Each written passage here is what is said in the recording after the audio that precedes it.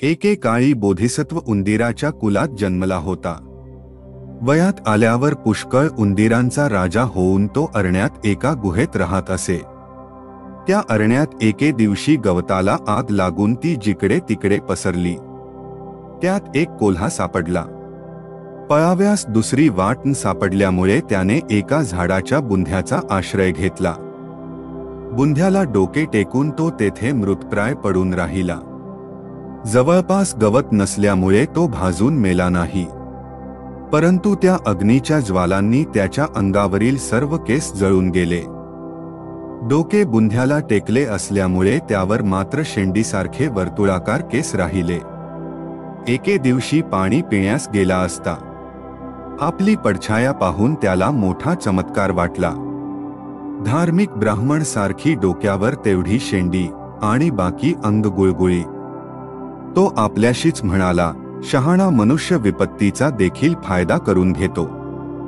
आगीने होरपळून गेल्यामुळे जरी माझे नुकसान झाले आहे, तथापि या शेंडीचा चांगला उपयोग करून घेता येईल.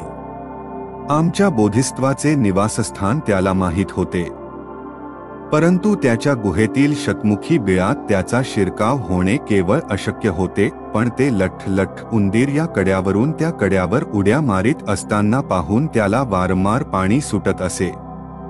या नवीन शेंडीचा फायदा घेऊन आपला काही डाव साधेल तर पहावा या हेतूने त्याने बोधिसत्वाच्या बिळापासून काही अंतरावर तपश्चर्येला सुरुवात केली. आकाशाकडे पाहत 2च पायांवर उभे राहावे, तोंड वासून सूर्याकडे टकमक बघत बसावे, इत्यादी तपश्चर्येचे प्रकार त्याने आरंभिले. त्याला पाहून बोधिसत्वाला वाटले की हा कोणीतरी मोठा धार्मिक प्राणी असावा.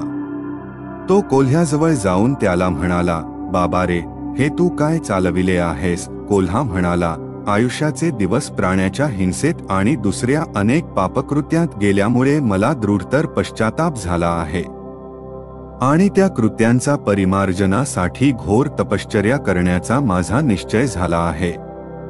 यापुढे कोणत्याही प्राण्याला दुखविता त्यांची सेवा करावी, सर्व प्रकारे त्याच्या उपयोगी पडावे हेच माझे व्रत आहे. तुम्हाला जर माझा काही उपयोग झाला तर मी मला धन्य समजे. मूषक राज म्हणाला, आम्हाला तुमच्यापासून काही नको आहे. तुम्ही सत्पुरुष आहात, तेव्हा तुमच्या सारख्याच्या सहवासाने आमच्यावर फार मोठे उपकार होणार आहेत. तुम्ही या प्रदेशात राहिलात म्हणजे आम्हाला तुमचे वारंवार दर्शन होऊन मोठे पुण्य संपादण्याचा मार्ग खुला होईल. कोल्हा म्हणाला, हे सर्व खरे आहे, तथापि माझ्या तपश्चर्येला बळकटी आणण्यासाठी मी तुमची सेवा करू इच्छित आहे. लहानपणी मी गणित शिकलो होतो, त्याचा मला येथे चांगला उपयोग होईल. तुम्ही सर्व उंदीर बाहेर जात असताना मी तुमची संख्या मोजीत जाईन व त्याप्रमाणेच बियात जात असता गणना करून एखादा दुसरा उंदीर हरवला तर आपल्याला सूचना देत जाईन. बोधिसत्वाला ही गोष्ट फारच पसंत पडली. उंदीराच्या कुटुंबाची या योगे अभिवृद्धी होईल असे त्यास वाटले व कोल्ह्याच्या विनंतीस त्याने होकार दिला. तेव्हा कोल्हा म्हणाला, मी तुमच्या कुटुंबाची गणना करीत असता तुम्ही सध्याच्या प्रमाणे झुंडीने जाता कामा नये. क्रमश एकाने सर माझ्या जवून गेले पाहिजे. बोधिसत्वाने ही कोल्ह्याची अट संतोषाने कबूल केली. दुसऱ्या दिवसापासून कोल्ह्याच्या गणनेला सुरुवात झाली.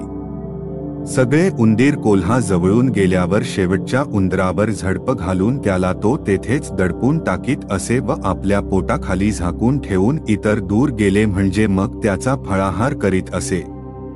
बोधिसत्वाची आणि त्याच्या कुटुंबातील उंदीरांची अशी धीड समजूत होती की कोल्हा मोठा धार्मिक असून तो तपस्वाप्रमाणे आपला निर्वाह पाण्यावर आणि कंदमुळावर करीत आहे आणि म्हणूनच आपल्या कुटुंबातील उंदीर कमी होत जातात. याचे कारण काय हे समजण्यास त्यांना बराच उशीर लागला, परंतु हा प्रकार फार दिवस चालणे शक्य नव्हते.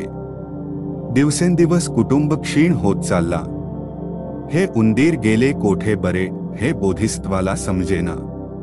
कोल्हाला विचारावे तो म्हणे की कुटुंबातील उंदीरांची संख्या बरोबर आहे, सकाळी संध्याकाळी गणना करून आपणाला त्यात काही कमी आढळून येत नाही. परंतु बोधिसत्वाला त्याच्या सचोटीची अधिकाधिक शंका येऊ लागली. एके दिवशी रोजच्या प्रमाणे गणनेच्या वेळी सर्वांच्या पुढे जाता तो दडून बसला व सर्व पुढे गेल्यावर आपण हळूच मागून निघाला. कोल्हाने वहिवाटीप्रमाणे त्यावर झडप घातली. परंतु बोधिसत्व अत्यंत सावध असल्यामुळे त्याला झपाट्या सरशी पकडता आले नाही. तितक्यात बोधिसत्वाने कोल्हाच्या नरडीवर उडी टाकून कडकडून चावा घेतला. तेव्हा तो दांभिक कोल्हा वेदनेने विव्हल होऊन मोठ्याने ओरडू लागला.